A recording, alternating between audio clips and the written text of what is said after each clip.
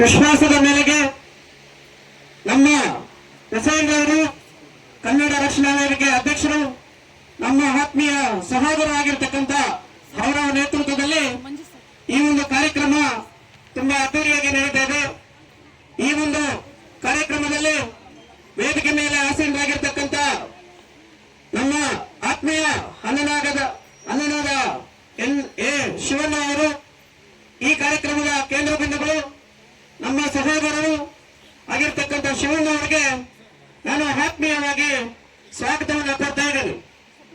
ಮತ್ತೆ ಈ ಒಂದು ವೇದಿಕೆಯಲ್ಲಿ ಗ್ರಾಮ ಪಂಚಾಯಿತಿ ಮಾಜಿ ಅಧ್ಯಕ್ಷರು ನಮ್ಮ ಆತ್ಮೀಯರಾಗಿರ್ತಕ್ಕಂಥ ನವೀನ್ ಅವರು ಆಗಮಿಸಿದ ಅವ್ರಿಗೂ ಸ್ವಾಗತವನ್ನು ಕೊಡ್ತಾ ಇದ್ದೀನಿ. ಮತ್ತೆ ಮಲ್ಲಾಸ್ ಅವರು ನಮ್ಮ ಆತ್ಮೀಯರು, ಮತ್ತೆ ಶಿವಣ್ಣ ಅವರು ನಮ್ಮ ಪ್ರಾಥಮಿಕ ಶಾಲಾ ಶಿಕ್ಷಕರ ಮಾಜಿ ಸಂಘದ ಅಧ್ಯಕ್ಷರು ಅವರು ಆಗಮಿಸಿದ್ದಾರೆ. ಅವರಿಗೆ ಮತ್ತೆ ಎಲ್ಲ ಜಯಣ್ಣ ಸರ್ ಅವರು, ಕನ್ನಡ ರಾಷ್ಟ್ರೀಯ ವೇದಿಕೆ ಎಲ್ಲ ಪದಾಧಿಕಾರಿಗಳು, ಮತ್ತೆ ನಮ್ಮ ಈ ಗ್ರಾಮದ ಎಲ್ಲ ನನ್ನ ನೆಚ್ಚಿನ ಬಂಧುಗಳು, ಪುಟಾಣಿ ಮಕ್ಕಳು, ನಮ್ಮ ಲಕ್ಷ್ಮೀದೇವಿ ಮೇಡಮ್ ಅವರು ಎಲ್ಲರೂ ಕೂಡ ಆಗಮಿಸಿದ್ದಾರೆ. ಅವರಿಗೆ ಸ್ವಾಗತವನ್ನು ಕೊಡುತ್ತಾ ಈ ಒಂದು ಕಾರ್ಯಕ್ರಮದಲ್ಲಿ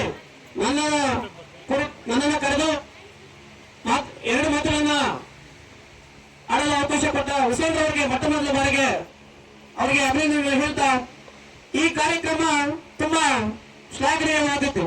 ಯಾಕಪ್ಪ ಅಂದ್ರೆ ನಮ್ಮ ಸರ್ಕಾರಿ ಶಾಲೆಗಳಲ್ಲಿ ಮಕ್ಕಳ ಒಂದು ಹಾಜರಾತಿ ಕಡಿಮೆ ಆಗುತ್ತಾ ಇದೆ.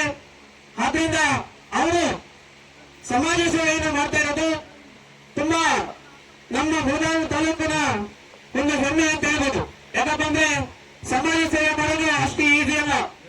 ಅವರು ಒಬ್ಬ ಬಡ ಕುಟುಂಬದಲ್ಲಿ ಹುಟ್ಟಿರ್ತಕ್ಕಂಥ ವ್ಯಕ್ತಿ. ಸಮಾಜ ಸೇವೆ ದುಡ್ಡಿರೋ ಮಾತ್ರ ಮಾಡಕ್ಕಾಗುತ್ತೆ, ದುಡ್ಡಿಲ್ಲ ಅಂದ್ರೆ ಸಮಾಜ ಸೇವೆ ಮಾಡಕ್ಕೆ ಆಗೋದಿಲ್ಲ.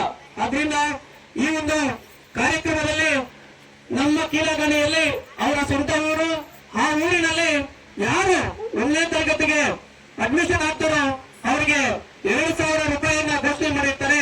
ಅದೇ ಒಂದು ಕಾಣಿಕೆಯನ್ನ ಕೊಡೋದಕ್ಕೆ ನಮ್ಮ ಶಿವಣ್ಣವರು ಇದು ಬೇರೆ ಕಡೆ ವರ್ಗಾವಣೆ ಆಗ್ತಾ ಇದ್ದಾರೆ.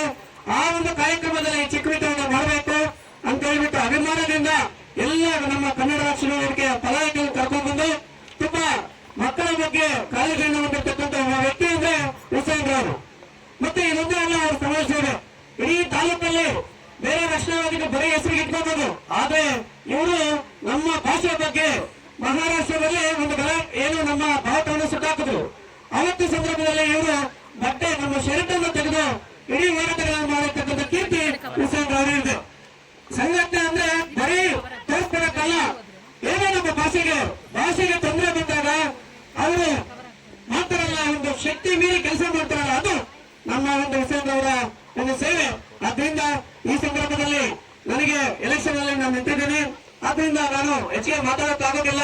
ಈ ಸಂದರ್ಭದಲ್ಲಿ ನನ್ನನ್ನು ಕರೆಸಿ ಮಾತನಾಡತಕ್ಕಂಥ ಹುಸೇನ್ ಅವರಿಗೆ, ಎಲ್ಲ ಪದಾಧಿಕಾರಿಗಳಿಗೆ, ಈ ಗ್ರಾಮದ ಎಲ್ಲ ಊರಿನ ಜನರಿಗೆ, ಮತ್ತೆ ನಮ್ಮ ಲಕ್ಷ್ಮೀದೇವಿ ಮೇಡಮ್, ಶಿವಣ್ಣನವರಿಗೆ ಎಲ್ರಿಗೂ ವಂದಿಸುತ್ತಾ ಈ ಒಂದು ಕಾರ್ಯಕ್ರಮದಲ್ಲಿ ಕೂತು ಮಾತಾಡೋದಕ್ಕೆ ನನಗೆ ಅವಕಾಶ ಕೊಟ್ಟಿದ್ದೇನೆ. ಎಲ್ರಿಗೂ ವಂದಿಸುತ್ತಾ ಮುಗಿಸ್ತಾ ಇದ್ದೇನೆ. ಜೈ ಹಿಂದ್, ಜೈ ಕರ್ನಾಟಕ. ಮತ್ತೆ